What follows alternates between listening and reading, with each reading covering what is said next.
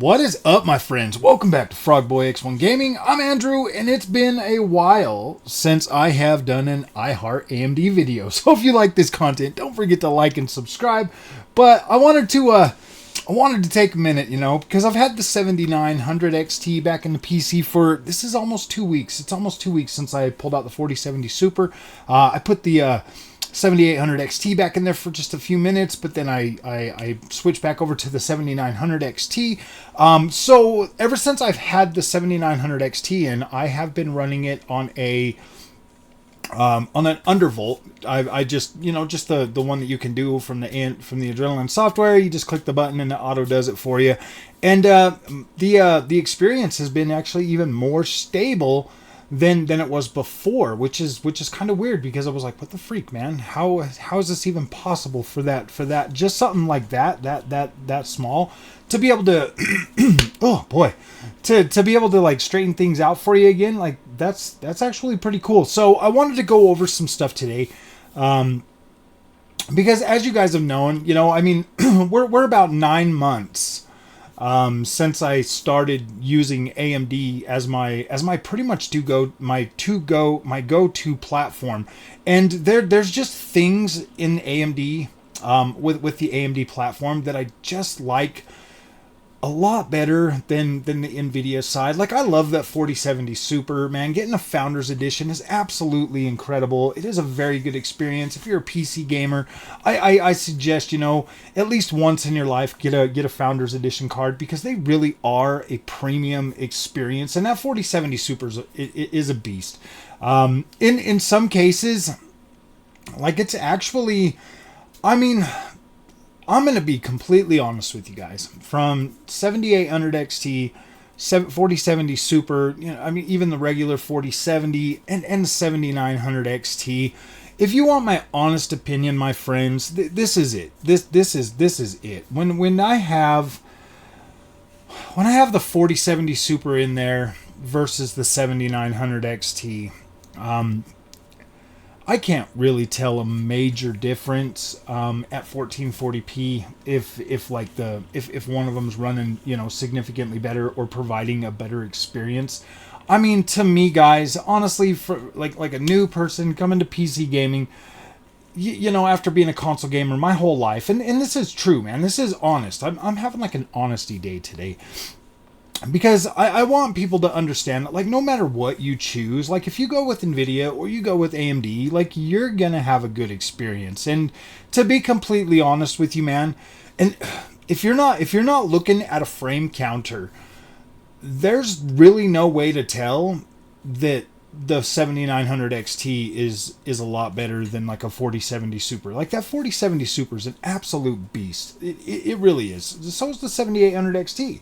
That's the thing. Like, you get on there, if you're playing 1440p, like, you're not going to tell. There's not a big enough frame rate difference to really be able to tell. Like, the only thing that really separates any of these cards anymore is really just the features. You get, like, with AMD, you get AMD's fluid motion frames, you get FSR3, you get, the Hyper RX stuff. You get a whole bunch of different features. You get Radeon Chill, you get virtual super resolution. There's a lot, and it's cool. Like, I love the way that the AMD Adrenaline software is set out.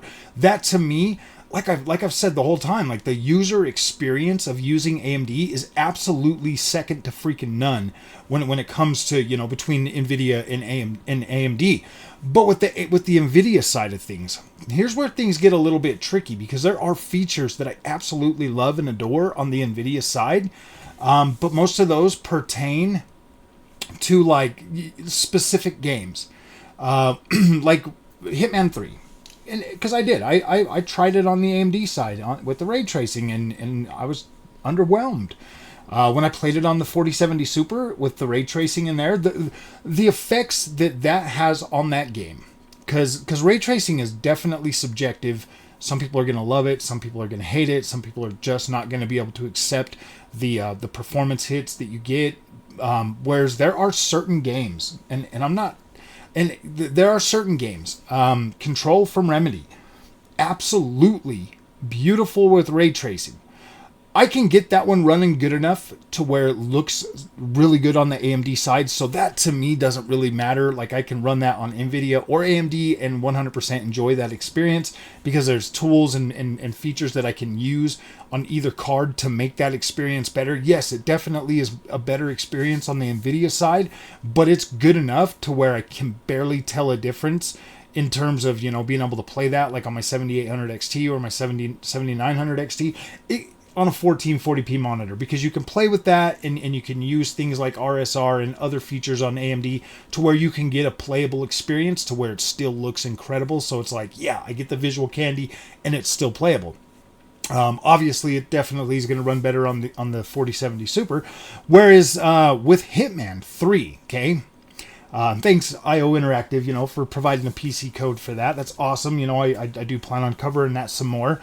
But here's the thing: when I'm playing that game specifically, and I didn't try this on 7900 XT yet. I will be putting out another video running on 7900 XT with the ray tracing. I would have done it for the AMD side, but man, I was. That's the first time I've been disappointed in, in something, because I was like, gosh dang, man, like once you see Hitman 3 with ray tracing, it's hard to go back to the way it looks regularly. It is. So if you don't have a GPU that can really run that with ray tracing and get you a good enough experience, because with the 4070 Super, like don't get me wrong, like I had to run DLSS and I had to run frame generation for that to be a lot better experience. Whereas on the AMD side, you don't have the frame generation that you can. I mean, obviously you can use the AMD's fluid motion frames, but you're sitting at, it was like right around 40 frames a second with all of the ray tracing kicked on and everything. So you're about 40 frames a second. So using AMD's fluid motion frames with that is just not an ideal situation. So it doesn't make any sense to use that, and then lowering the quality of FSR for that one.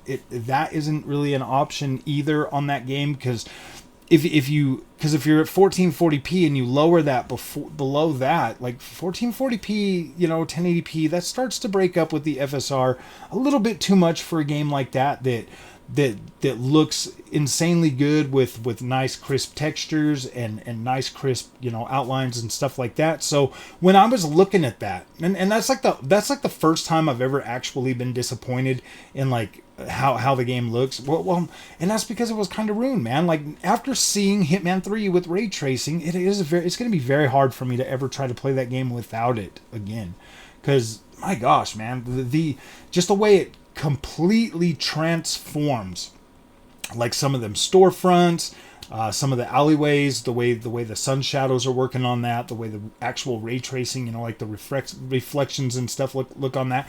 It just transforms that experience to a point where it's like, wow, dude, why would you want to play that without ray tracing? And my gosh, man, like, see, this is where things get like, this is where things start to get like a little bit, for at least for me anyways, where things with like ray tracing start to get a little bit more blurry, because there's a significant amount of games with ray tracing that actually it does nothing for me. Like it's like, okay, well, I could barely tell. But then there are those standouts, like Control from Remedy that just looks amazing with ray tracing. And then you've got Hitman 3, obviously a very good showcase for nice looking ray tracing. And then there's a few more, but I mean, like obviously Cyberpunk 2077 looks incredible with ray tracing. But I've I mean, like even with like Alan Wake 2, I didn't really care much for the ray tracing in that game. So I mean, turning that on and taking that massive hit to the overall ray tracing experience on there is just not worth it. And then you've got stuff like Avatar that has like ray tracing no matter what, like you have to use it, which you can't turn it off, so you can't really tell if it's worth it or not to even have to suffer, like through any of the like performance hits that would take.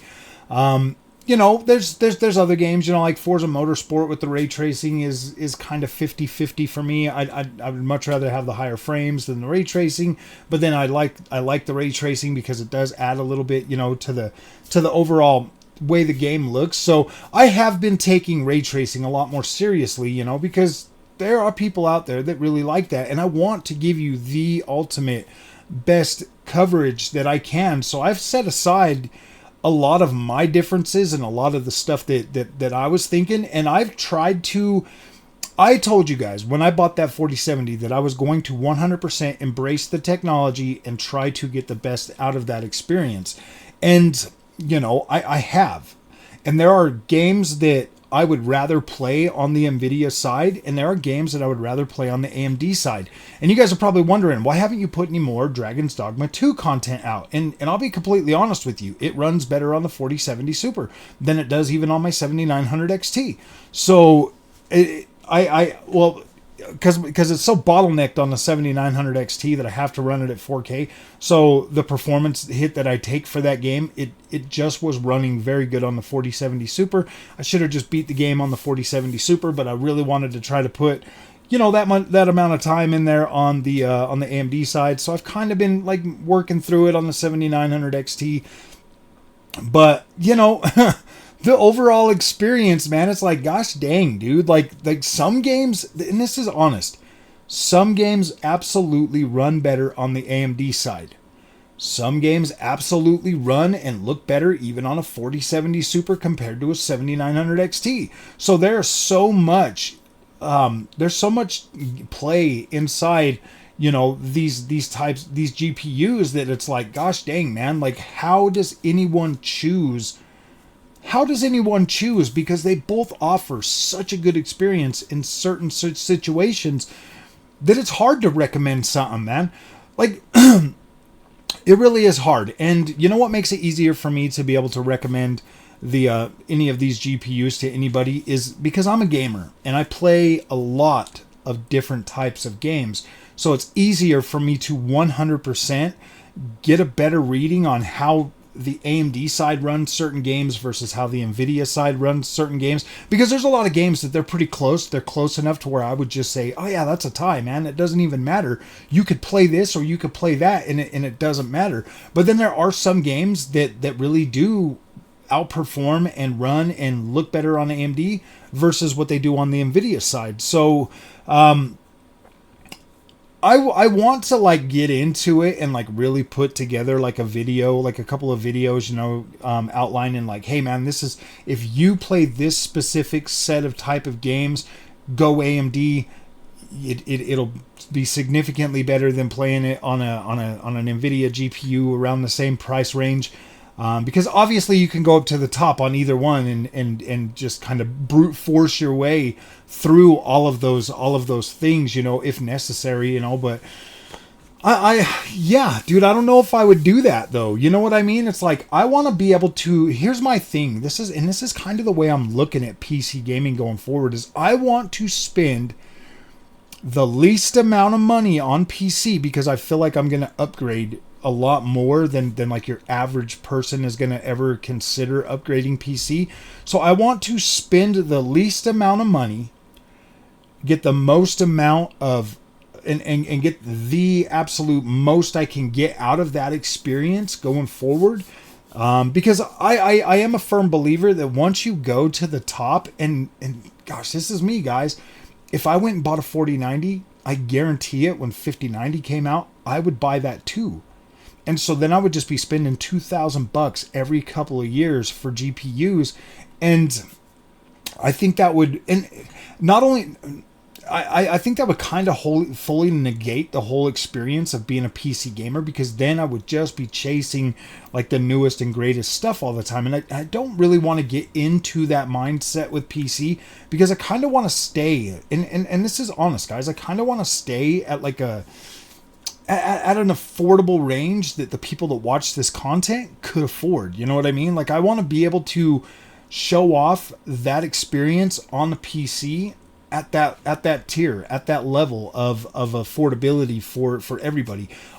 And yes, it is kind of a selfish reason, you know, to try to grow the channel as well as be able to you know, still provide content for a wider audience, as opposed to just, you know, singling out for the top end.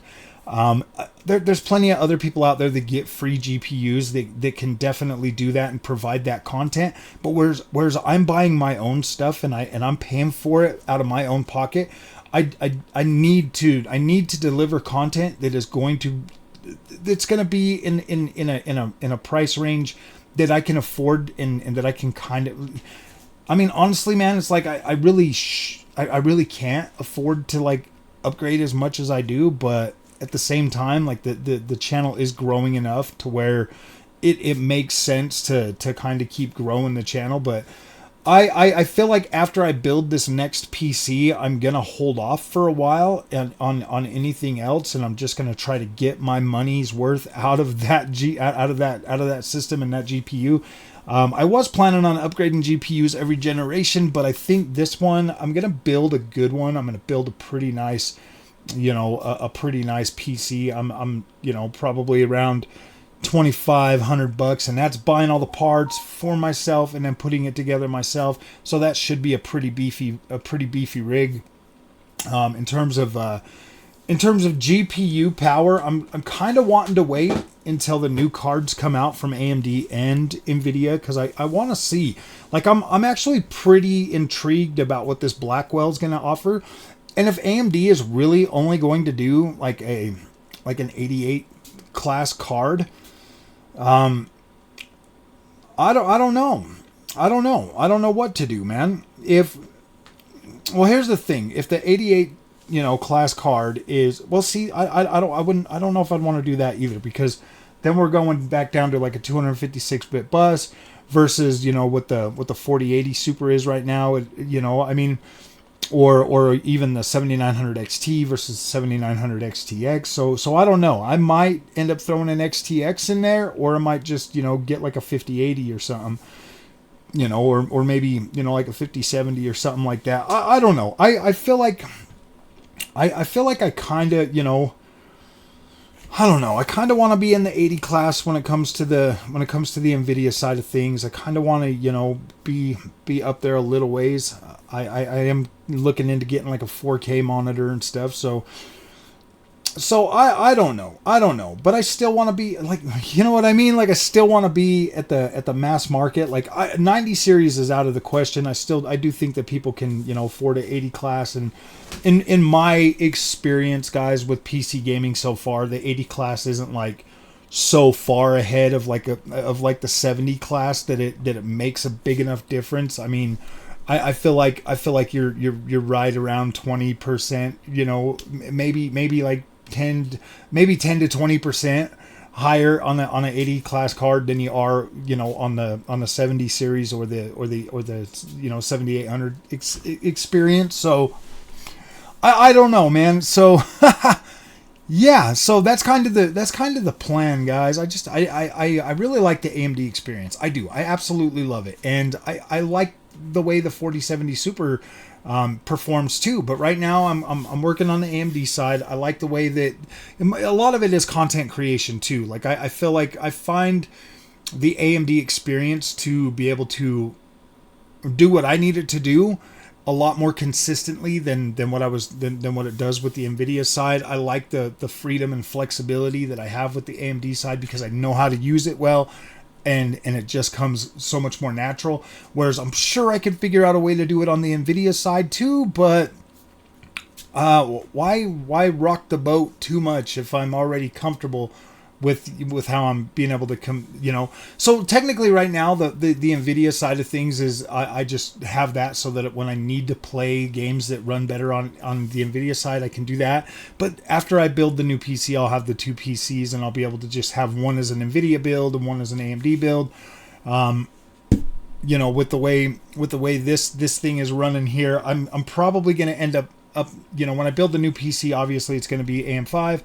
And then I'll probably throw an AM5 board in this one too, and probably upgrade the processors so that they're both able to do the same thing. And I'll have an Nvidia build and an AMD build because I want to be able to play whatever games come out, and I want to be able to test them and play them right then and there without having to swap out cards. So, all right, my friends, if you guys like this content, don't forget to like and subscribe. I'll see you guys in the next one.